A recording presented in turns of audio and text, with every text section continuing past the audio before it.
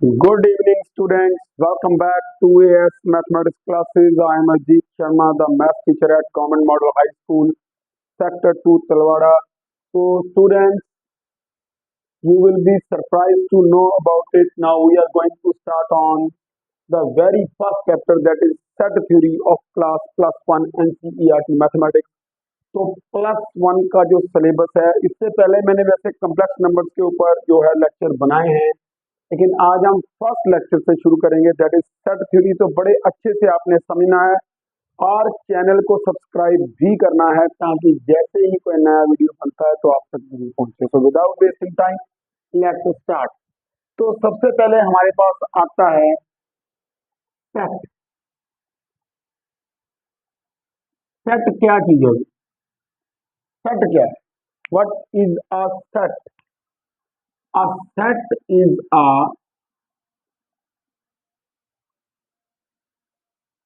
well defined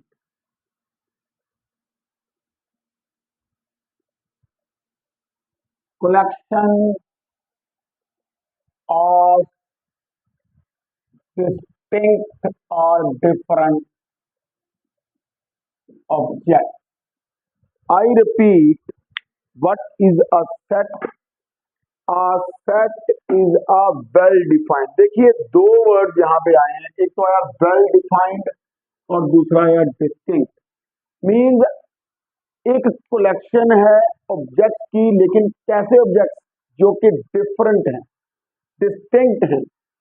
और well defined means to से कि ऐसी कलेक्शन जो पर्सन टू पर्सन वेरी ना करे। ठीक है।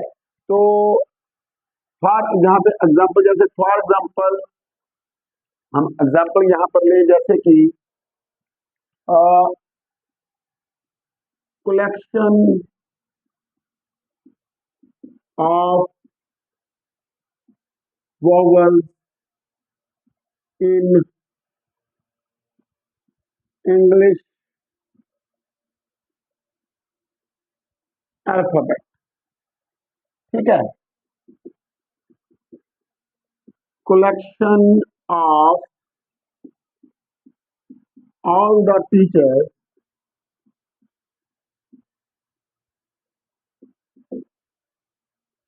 इन योर स्कूल। अब जरा बड़े ध्यान से समझिए। देखिए मैंने दो एग्जांपल्स ली, जैसे कि यही चीज आपने समझी नहीं है, वेल डिफाइंड एंड डिस्टिंक्ट। अब मैं कहूँ collection of vowels in English alphabet, तो मैं क्लास में कहूँ कि लिखिए you have to write all the vowels in English alphabet. तो सपोज क्लास में 40 स्टूडेंट्स हैं, तो that collection is well defined. कैसे वेल डिफाइंड है? क्योंकि सभी स्टूडेंट्स का आंसर क्या आएगा? A E I O U. ठीक है, सभी का आंसर यही होगा, A E I O U. तो इट मीन ये कलेक्शन वेल डिफाइंड है, क्योंकि जब मैंने ये क्वेश्चन क्लास में डाला सभी को, way right a collection of all English alphabet, all vowels in English alphabet, तो सभी का आंसर सेम था। क्यों था? क्योंकि ये जो कलेक्शन है ये वेल डिफाइंड है, क्योंकि ये पर्सन टू पर्सन वेरी नहीं करेगी। मैं इस even if outside the class में किसी को पूछूं कि vowels in English alphabet, then answer is same. Then second, और सारे डिस्टिंक्ट हैं, अलग अलग हैं, मींस उस कलेक्शन में एक चीज को हमने दो बार नहीं लिखना है, वो मीनिंगलेस है। Got it? ठीक है, डिस्टिंक्ट डिफरेंट होने चाहिए। ठीक है। सेकंड, मैंने एग्जांपल ली collection of all the teachers in your school. अब मैं ये कहूं all the teachers in your school, तो मैं कहूं क्लास में या स्कूल में इस सभी टीचर्स की लिस्ट बनाओ, तो क्या वो list person to person vary करेगी? बिल्कुल नहीं करेगी। ठीक है, सभी का आंसर सेम होगा। तो इट मींस ये जो दोनों कलेक्शंस मैंने जो एग्जांपल्स दिए हैं, बोथ आर सेट। अब एक मैं थर्ड एग्जांपल ले रहा हूं। क्या? collection of all good teachers in your school। क्या ये कलेक्शन सेट है? अब यहाँ पर एक मैंने वर्ड है गुड। मैं अब क्लास में कहूँ भी ऐसे करो, स्कूल के सारे जो गुड टीचर्स हैं उनकी लिस्ट बनाओ, तो क्या वो लिस्ट सेम होगी? हो सकता है किसी को मैथ्स वाले सर ज्यादा पसंद है, साइंस वाली मैम पसंद है, किसी को केमिस्ट्री वाले सर पसंद नहीं है, तो ये पर्सन टू पर्सन वेरी करेगा। तो इट मीन्स ये जो कलेक्शन है ये वेल डिफाइंड नहीं है, क्योंकि जो टर्म गुड है, जो गुड है term, that term is vague term, vague. ठीक है, वेल डिफाइंड नहीं है। Good in what? Good in teaching, good in personality, और what? It is not well defined. So it means this collection is not a set. This collection is not a set. Not a set, as the term good is a vague term, means not well defined. I think कि आपको जो है पता चल गया होगा कि हमारी जो कलेक्शन है वो वेल डिफाइंड और डिस्टिंक्ट होनी चाहिए। मीन्स एक एलिमेंट उस कलेक्शन में दो बार नहीं आएगा। Secondly, that collection should not vary from person to person. ठीक है, जैसे कि थर्ड एग्जांपल जो थी वो सेट की एग्जांपल नहीं हो सकती, ये कलेक्शन सेट नहीं हो सकती, नहीं हो सकता, क्योंकि ये जो टर्म गुड है जो कि वेल डिफाइंड नहीं है, तो उससे जो कलेक्शन है वो पर्सन टू पर्सन वेरी कर जाएगी, तो ये कलेक्शन सेट नहीं है। तो चलिए आगे बढ़ते हैं हम। अब हम अंडरस्टैंड, यस, नाउ आगे आ गया नोटेशन। ठीक है, नोटेशन। तो नोटेशन की बात करें, अगर मैं नोटेशन की बात करूं तो हम कहेंगे कि sets are denoted bye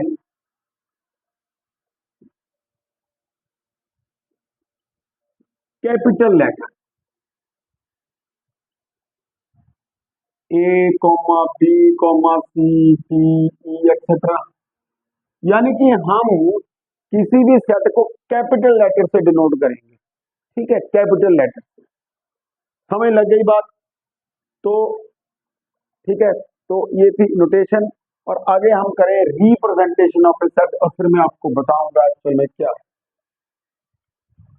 representation of a set.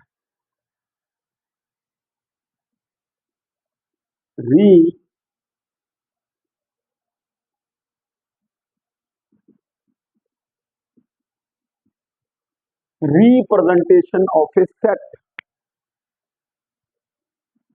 ठीक है, या डिस्क्रिप्शन ऑफ ए सेट भी कह सकते हैं।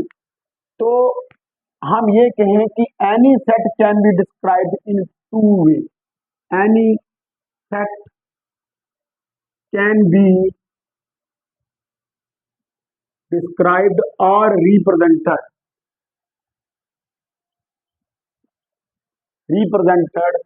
इन टू डिफरेंट वे।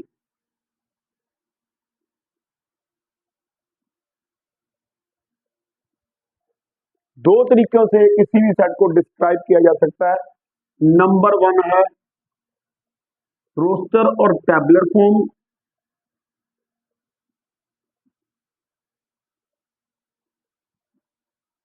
और सेकंड है हमारी सेट बिल्डर फॉर्म। तो देखिए भी किसी भी सेट को हम टू वेज है हमारे पास उसको डिस्क्राइब करने के। फर्स्ट है रोस्टर और टैबुलर फॉर्म, एंड सेकंड है सेट बिल्डर फॉर्म। ठीक है जी, तो नोट कीजिए इसको, और मैं वन बाय वन एक्सप्लेन करूंगा इसको। तो चलिए मैं इसको साफ करने जा रहा हूँ। आई होप कि आपने इसको नोट कर लिया होगा। तो सबसे पहले हमारे पास आ गई रोस्टर और टैबुलर फॉर्म। रोस्टर और टैबुलर फॉर्म। तो रोस्टर और टैबुलर फॉर्म में क्या है? In this form all the elements of a set, are written within the curly braces separated by comma. ठीक है, आई रिपीट कि इन दिस फॉर्म, अगर मैं लिख भी दूं, इन this form all the element or member, ठीक है, जो सेट के एलिमेंट्स हैं को एलिमेंट्स कह दो, मेंबर्स कह दो, ठीक है, in this form all the elements of the members of इस set are written within the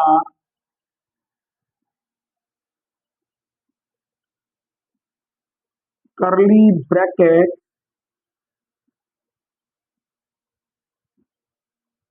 separated by comma. ठीक है, तो बड़ा क्लियर है कि in this form all the elements or the members of a set are written within the curly bracket separated by comma. For example set A जैसे मैं लिख रहा हूं, कलेक्शन ऑफ वोवेल्स, मैं फिर वही एग्जांपल ले रहा हूं in English alphabet A E I O U, ठीक है। सेकेंडली मैं बोल रहा हूं collection of all even prime number, तो 2 आ गया। एक और लिख रहा हूं collection of all even prime number, नहीं, collection of all prime number less than 10, तो कौन से आएंगे 2, 3, 5, 7, ठीक है। तो I repeat once again, this is the roster sorry बेटे, रोस्टर और टेबलर फॉर्म की in this form all the elements or the members of a set हमने विद इन करली ब्रैकेट्स लिखने हैं सेपरेटेड बाय कॉमा। यहां पे एक और चीज समझने वाली है जो मैं आपको समझाऊंगा। देखिए क्या चीज समझने वाली है, note number 1, the order of placement, order of placement of elements in a set is meaningless. Means अगर मैं सेट, जैसे कि मैं इसी एग्जांपल में लूं कि सेट ए में, यानी कि जो ऑर्डर है ए ई आई ओ यू, ये मीनिंगलेस है, आगे पीछे हो सकता है, हार्डली मैटर। मैं पहले आई लिख दूं, फिर ई लिख दूं, फिर ए लिख दूं, फिर यू लिख दूं, फिर ओ लिख दूं, तब भी सेट वही है भाई। तो ऑर्डर, जो order of placement of the element is meaningless, चाहे आप ऐसे लिख दीजिए चाहे ऐसे लिख दीजिए। आप कलेक्शन ऑफ वॉवल्स लिख रहे हैं, ए आपको सबसे एंड में याद आ रहा है, कोई बात नहीं, बाकी 4 याद आ गए तो आपने लिख दिया, गॉट इट। तो एक तो बात ये है कि ऑर्डर जो है प्लेसमेंट का वो मैटर नहीं करता, दैट इज मीनिंगलेस। तो पहला नोट समझ लग गया। अब सेकंड, अब मैं इसको साफ कर रहा हूं, समझ लग गया। तो सेकंड नोट हमारा क्या है इसमें, तो क्या आपने समझना है, सेकंड नोट, ठीक है। नोट नंबर 2 बड़े ध्यान से समझना, नोट नंबर 2 देखो, अगर जो एलिमेंट हम ले रहे हैं अगर वो उस सेट का मेंबर है तो हम लिखेंगे क्या, जैसे कि हमने ये सेट लिखा हुआ collection of vowels in English alphabet A E I O U, तो यहाँ जो ए है वो सेट ए को बिलोंग करता है, यानी कि ए बिलोंग टू सेट ए, है ना। और बी डज, अगर उसका मेंबर नहीं है, उस कलेक्शन का, उस सेट का मेंबर नहीं है, तो हम लिखेंगे जैसे कि अब डी इसका मेंबर नहीं है तो D does not belong to A, means D does not belong to set A. बड़े ध्यान से चीजें समझने वाली हैं, छोटी छोटी चीजें हैं। यानी कि अगर एलिमेंट उस सेट का मेंबर है तो हम लिख देंगे बिलोंग टू ए, ठीक है। और अगर मेंबर नहीं है तो हम लिख देंगे does not belong to A. Read करना आना चाहिए मैथमेटिकल, एक्चुअल में ये सिंबल है एप्सिलॉन, ग्रीक लेटर है लेकिन मैथमेटिकल लैंग्वेज में से यूज किया जाता है belongs to and does not belong to. और प्लीज ये सिंबल आपने इंग्लिश के पेपर में नहीं यूज करना, ये तो नंबर नहीं मिलेंगे। ठीक है, तो आई होप कि आपको समझ में लग गया होगा रोस्टर और tabular form. Once again I repeat कि in this form we have to write all the elements of the given collection within the curly bracket separated by comma। Okay, तो आगे हमारी नेक्स्ट फॉर्म आ गई है set builder form. देखो नाम से ही क्लियर है, सेट बिल्डर फॉर्म। कौन सी? Set builder form means set को बिल्ड करने वाली, बनाने वाली फॉर्म। सेकंड फॉर्म हमारी आ गई कौन सी? Set builder form. देखो in set builder form there is no need to write all the elements of the given set। इसमें एलिमेंट्स लिखने नहीं है, तो फिर लिखना क्या है? देखो जब भी हम कोई कलेक्शन लिखते हैं तो उसके जो मेंबर्स हैं, जो उसके एलिमेंट्स हैं, उनकी कोई ना कोई कॉमन प्रॉपर्टी रही होगी, है ना?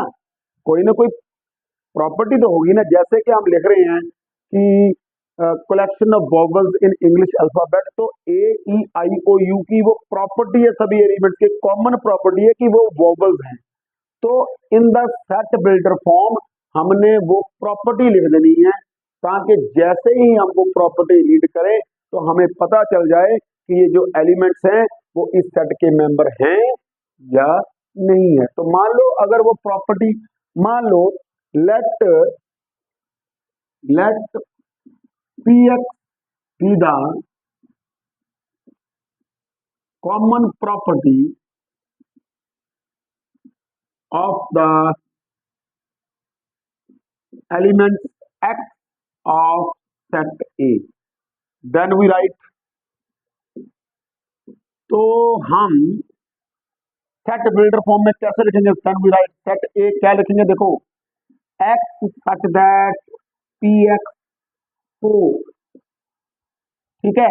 और ऐसे भी लिख देते हैं कई बार X such that P X 4, ठीक है।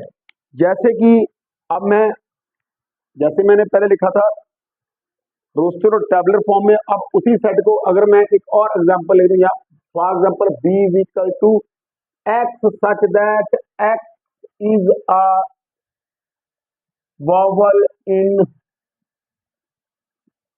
English alphabet.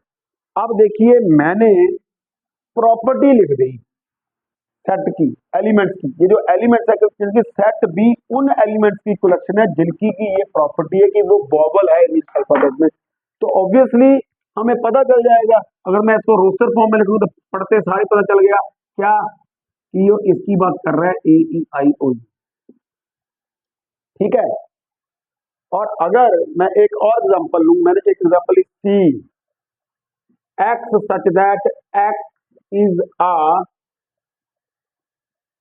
Zero of polynomial x square minus 9। अब देखो मैंने कलेक्शन लिखी है x such that x is a zero of the polynomial x square minus 9। तो इट मींस जो सेट सी है उसके एलिमेंट्स क्या हैं? इस पॉलिनोमियल के जीरोज हैं। तो एक्स स्क्वायर माइनस 9 के जीरोज जो हैं निकालने हैं, तो ऑब्वियसली क्या आएंगे? Plus minus 3। तो इसके इट मींस अगर मैं इसको लिखना चाहूं रोस्टर और टेबलर फॉर्म में तो क्या आ जाएगा? 3 माइनस 3। आई थिंक कि आपको पता चल गया होगा। मींस प्रॉपर्टी पढ़ते साथ ही हमें पता चल जाए कि इस कलेक्शन में कौन कौन से एलिमेंट्स होंगे या इस सेट के मेंबर्स कौन कौन से होंगे। जैसे कि मैंने, अब इंग्लिश अल्फाबेट में तो 26 लेटर्स हैं, लेकिन सेट बी में वो आएंगे जो वॉवल्स है। तो इमीडिएटली हमने प्रॉपर्टी पढ़ी तो हमें पता है इसमें A E I O U.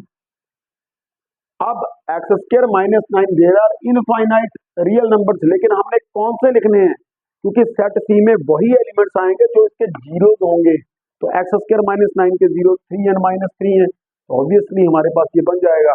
तो आई थिंक आपको सेट बिल्डर फॉर्म और रोस्टर और टैबुलर फॉर्म बड़े अच्छे से समझ में आ गई होगी। लेट मी सी की वीडियो चल रही है जी, विजिबिलिटी थोड़ा सा ठीक है। चलिए आगे चलते हैं, अभी मैं इसको कर रहा हूं इरेज, ठीक है। तो अभी हम करेंगे आगे next types of sets.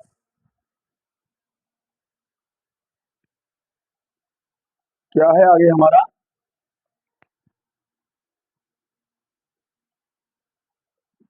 Types of set. तो सेट्स की टाइप्स हमने लिखनी है। तो सबसे पहले हमारे पास आता है, सबसे पहले एम्प्टी और नल और वॉइड सेट। देखिए बड़े ध्यान से, नाम से क्लियर है, एम्प्टी और नल और वॉइड सेट, नाम से क्लियर है। A set which contains no element, a set,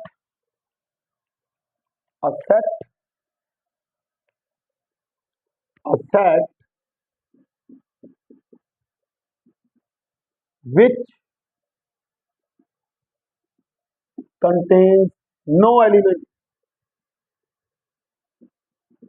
ठीक है, it is denoted by phi, ठीक है। और और जो नो एलिमेंट है बीच में, ठीक है, इट इज मतलब जिस सेट में कोई एलिमेंट ही नहीं है, जैसे कि अब मैं लिखूं फॉर एग्जाम्पल, या एग्जाम्पल लिख रहा हूं, जैसे कि सेट ए, ठीक है, x such that x is a natural number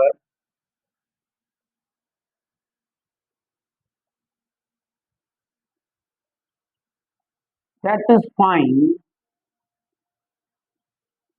x plus 2 is equal to 0।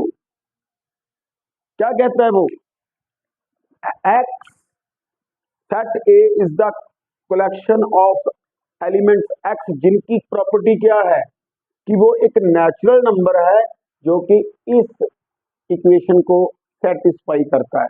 तो अब आप ये देखिए कि ये जो इक्वेशन हमें दी गई है x plus two is equal to 0, तो इसका तो सोल्यूशन है -2, ठीक है। तो -2 इसको सेटिस्फाई करेगा।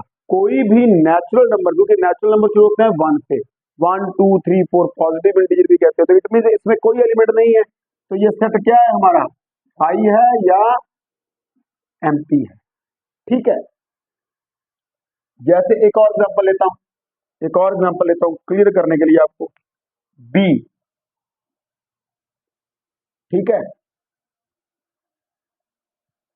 X, collection of x such that x is a natural number line, x is a natural number और किसके बीच में लाई करता है, 3 और 4 के बीच। अब आप मुझे बताइए, क्या 3 और 4 के बीच में कोई नेचुरल नंबर लाई करता है, नहीं करता, तो ये भी सेट हमारा क्या हो गया, एम्प्टी हो गया। गॉट इट, समझ लग गई बड़े अच्छे से, ठीक है। I repeat once again, a set which contains no element, ठीक है, नो एलिमेंट, ठीक है, विच कंटेन्स नो एलिमेंट, ऐसे कैसे, इसमें कोई एलिमेंट नहीं, और इसको फाई और जस्ट लाइक दैट हम लिखेंगे, मतलब with in the curly braces nothing, ठीक है, ठीक है। तो रोस्टर फॉर्म में, एक्चुअल में ये रोस्टर फॉर्म है, इसमें लिखेंगे हम, जैसे मैंने फर्स्ट एग्जांपल ली, x is a natural number satisfying this linear equation, तो इस लीनियर इक्वेशन का कोई नेचुरल नंबर इसका सोल्यूशन नहीं है, क्योंकि इसका सोल्यूशन -2 और -2 एक नेचुरल नंबर नहीं है। -2 does not belong to A natural number. तो इट मीन ये भी सेट क्या हो गया, एम्प्टी हो गया। सेकंड मैंने ली एग्जांपल कि set B is the collection of all those elements which are natural numbers and which lie between 3 and 4। तो हमें पता है 3 और 4 के बीच में कोई भी नेचुरल नंबर नहीं आता, 3 के बाद डायरेक्टली 4 आता है, तो इसमें भी कोई एलिमेंट्स नहीं है। तो ये भी क्या है, ये भी क्या है, ये है हमारा एम्प्टी सेट। तो समझ लग गया होगा। नेक्स्ट नेक्स्ट हमारा आ गया सेकंड, सिंगल्टन सेट। कौन सा सेट, सिंगल्टन सेट। नाम से क्लियर है, सिंगल्टन सेट मींस टू से, ठीक है, बड़े अच्छे से आपने सेट थ्योरी समझनी है, क्योंकि सेट थ्योरी आती होगी तभी हमें प्रोबेबिलिटी आएगी, है ना। हायर क्लासेस में भी इसकी बहुत इंपॉर्टेंस है। तो सेट की बात हम पूरे सिलेबस में करेंगे, हर एक चैप्टर में करेंगे, तो बड़े ध्यान से आपने समझना है। तो अब हमारा आ गया नंबर 2, सिंगल्टन सेट। कौन सा सेट, सिंगल्टन सेट। नाम से क्लियर है, a set which contains only one element or member is called a singleton set। वो सेट जिसमें सिर्फ एक ही एलिमेंट हो, उस सेट को हम कहेंगे सिंगलटन सेट। बड़े ध्यान से बड़े समझना आपने। जैसे कि मैं एग्जांपल ले रहा हूं, for example set A x such that x is an even prime. लीजिए हमारा आ गया set A is the collection of all those elements x which satisfy this property, mean is a prime number. मैं set builder form में लिख रहा हूं। तो अभी मैं आपसे पूछता हूं कि कितने प्राइम नंबर हैं जो इवन है। We know 2 is the only prime number which is even. तो इट मींस अगर मैं इसको टैबुलर फॉर्म में लिखूं तो एक ही एलिमेंट आएगा, दैट इज 2। ठीक है, तो समझ में आ गया। इसमें सिर्फ एक ही एलिमेंट आया, दैट इज 2। तो इट मींस ये कौन सा सेट है, फिर सिंगलटन सेट है, मींस एक ही एलिमेंट है। Got it. आई होप कि आपको सिंगलटन सेट के बारे में पता चल गया होगा कि ऐसा सेट जिसमें सिर्फ एक ही एलिमेंट हो उसको सिंगलटन सेट कहते हैं। चलिए नोट कीजिए आगे, फाइनाइट सेट। आगे आ गया हमारे पास finite set.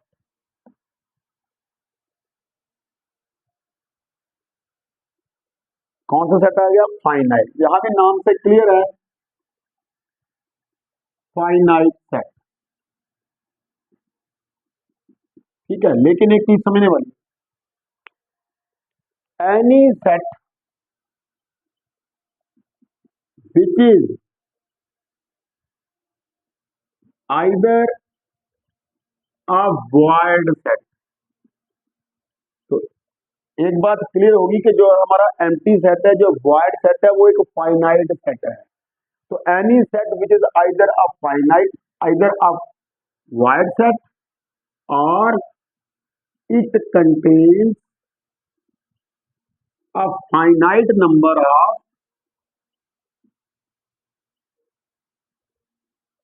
distinct elements।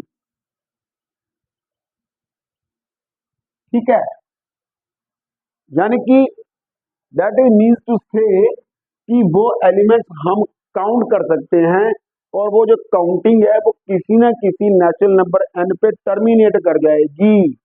Means उसके एलिमेंट्स हम गिन सकते हैं। जैसे कि फॉर एग्जाम्पल सेट ए हमारे पास आ गया,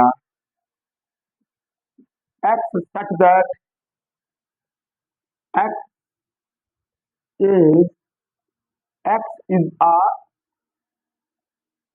रिवर ऑफ इंडिया। तो अब मुझे आप बताइए कि क्या इंडिया में जितनी रिवर्स हैं वो फाइनाइट हैं कि इनफाइनाइट हैं? फाइनाइट, हम गिन सकते हैं कितनी रिवर्स है। ठीक है, एक और एग्जांपल हम लेंगे, D x such that such that x is a letter of the word Apple, APPLE। तो आप मुझे बताइए, अगर मैं इसको रोस्टर फॉर्म में लिखूं तो क्या आएगा? APLE। I repeat once again, ये नहीं कहना कि पी दो बार आ गया तो हम यहाँ दो बार लिख देंगे, क्योंकि मैंने आपको बताया है it is a well defined collection of distinct objects है, तो एक ऑब्जेक्ट को दो बार लिखना, तो खैर छोड़िए। तो देखिए 1 2 3 4 लिख सकते हैं बड़े इजीली, है ना, बड़े इजीली हम लिख सकते हैं। एक और एग्जांपल ले लेते हैं यहाँ पर फाइनाइट सेट की, कि x such that x is a natural number satisfying satisfying uh, satisfying this condition, all natural numbers between say 2 and 10 ले लीजिए। तो 2 और 10 के बीच में जितने भी नेचुरल नंबर हैं वो लिख दीजिए, कौन कौन से हैं? 3 4 5 6 7 8 9। लेट मी सी के बोर्ड विजिबल है आपको? हाँ जी, विजिबल है। तो फाइनाइट है भाई, 1 2 3 4 5 6 7 हम काउंट कर सकते हैं, और किसी न किसी नेचुरल नंबर पे ये जो काउंटिंग है वो टर्मिनेट कर जाएगी। तो I repeat once again, any set which is either a void set, या तो वो वॉइड सेट हो या उसमें finite number of distinct elements हो। फाइनाइट मींस हम उसको काउंट कर सकते हैं और वो काउंटिंग किसी न किसी नेचुरल नंबर के ऊपर टर्मिनेट कर जाएगी। तो यहाँ पर नोट कर लिया होगा आपने, तो यहाँ पर अब एक चीज आ गई, that is cardinal number of a finite set. क्या आ गया? Cardinal number, cardinal number of a finite set.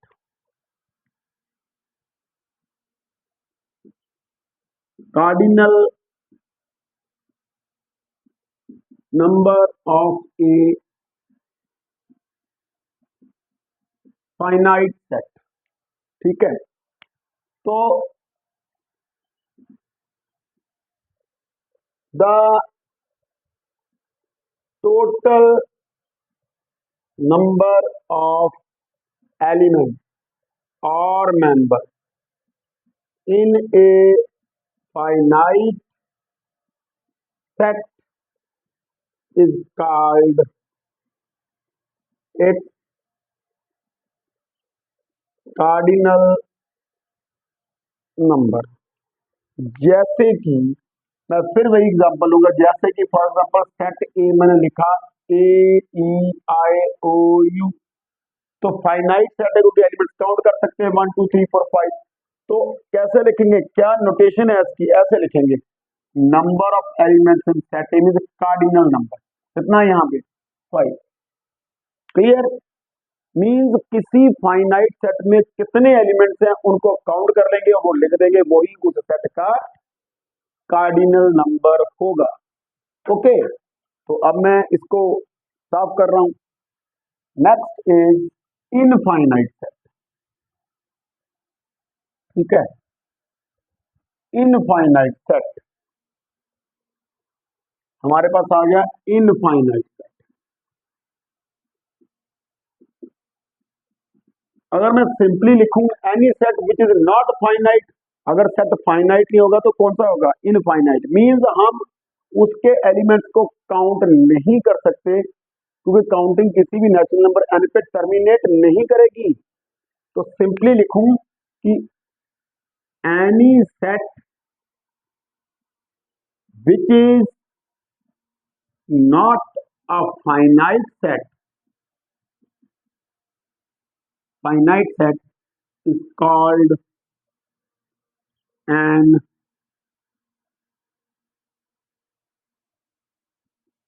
Infinite set, जैसे कि for example set n of natural number.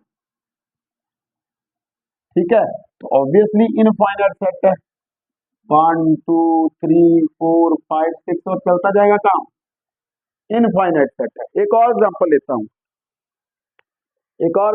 हूं, set A collection of all elements x belongs to real number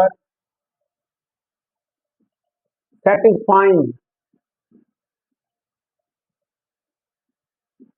means set A क्या है, collection of all those real numbers which lie between 2 and 3। और अब मैं आपसे पूछता हूँ, previous class की नॉलेज चेक करता हूँ, how many real numbers lie between 2 and 3? Infinite. बच्चे कहते कोई नहीं, तो पहला चैप्टर जो पहला लेक्चर है रियल नंबर सिस्टम का 10th क्लास का, उसको ध्यान से सुनिए, पढ़िए, देखिए, समझिए, ताकि आपको पता चले 2 और 3 के बीच में इनफाइनाइट रियल नंबर्स हैं। 2.01 2.012 2.0103 2.122 जितने मर्जी बोलते जाओ यार, इनफाइनाइट है। तो ये भी सेट इनफाइनाइट, तो क्लियरली ए इज इनफाइनाइट। तो अगर इनफाइनाइट है तो क्लियर है कि इसका कार्डिनल नंबर जो है वो डिफाइंड नहीं होगा। Got it? तो आई होप कि आपको समझ में लग गया होगा ये भी। नेक्स्ट आ गया हमारे पास इक्विवेलेंट सेट। इक्विवेलेंट कौन से? Equivalent set. तो पहली बात तो यहां पे क्लियर है कि इक्विवेलेंट सेट्स हैं वो फाइनाइट सेट्स हैं। ठीक है, एनी टू, देखो finite set A and B are said to be equivalent if and only if number of elements in set A is equal to number of elements in set B। जितने element set A में हैं उतने B में है, and we write set A is equal to set B। जैसे कि यहां पर आ गए, फॉर एग्जाम्पल सेट ए में वही एग्जाम्पल ले रहा हूं बार बार, AEIOU, और सेट बी में ले रहा हूं 2 3 5 7 9 या 11। तो यहां पर आप देखिए कि सेट ए का कार्डिनल नंबर भी 5 है एंड सेट बी का कार्डिनल नंबर भी 5 है। 5 एलिमेंट्स उसमें भी 1 2 3 4 5। तो क्लियरली ए इक्विवेलेंट है बी के। Got it? कि कोई भी दो फाइनाइट सेट्स जिनमें सेम नंबर ऑफ एलिमेंट्स हो, इनकी कार्डिनलिटी सेम हो, हम कह देंगे कि वो सेट क्या है, वो दोनों सेट्स क्या हैं, इक्विवेलेंट है। ठीक है, तो अब last type that is equal set as per your syllabus. उसके बाद यूनिवर्सल सेट भी है, तो हम वो बाद में पढ़ेंगे जब हम चैप्टर में आगे बढ़ेंगे तब। तो हमारा आ गया कौन सा? Equal set.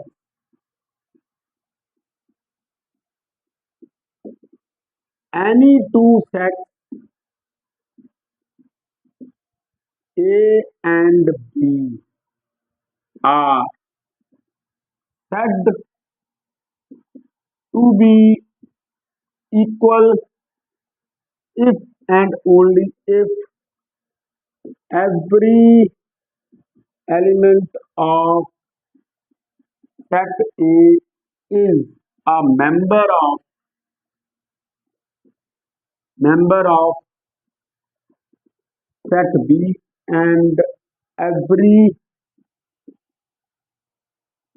element of set B is a member of set A, and we write set A is equal to set B। Got it? तो any two set A and B are said to be equal if and only if every element of set A is a member of set B and every element of set B is a member of set A and we write A। यानी कि set A का हर एक element B में है और set B का हर एक element A में है। तो हम कहेंगे, जैसे कि यहाँ पर मैं बता दूं आपको, जैसे कि सेट A में फिर वही एग्जांपल ले रहा हूँ, यहाँ पर मैंने लिख दिया AEIOU और सेट बी मैंने लिख दिया IEAUO। तो आपको मैंने पहले बताया कि ऑर्डर तो मैटर करता नहीं, तो every element of set A is member of set B and every element of set B is the member of set A. तो यहाँ पर मैं लिख दूंगा सेट ए और बी दोनों क्या है, क्या है, दोनों इक्वल हैं। एक और एग्जांपल लेंगे यहाँ पर आपको क्लियर करने के लिए, तो इसको मैं इरेज कर दूं। इक्वल सेट के एक और एग्जांपल लेंगे हम, ताकि कंसेप्ट आपको बिल्कुल क्लियर हो जाए। ठीक है, एक और एग्जांपल लिखो, set A x such that x is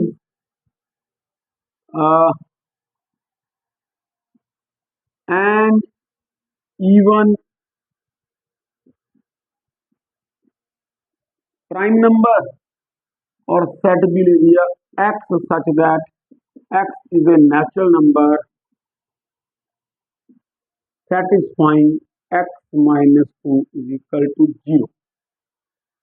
तो अब आप बड़े ध्यान से देखिए कि एक्स क्लियरली जो ए क्या है, इवन प्राइम नंबर कितने हैं, मैं वही एग्जांपल, इजी एग्जांपल दे रहा हूं आपको समझ में आ जाए। ठीक है ना, बाद में एग्जांपल्स बहुत आएंगी, पहले समझ लो बेसिक क्या है।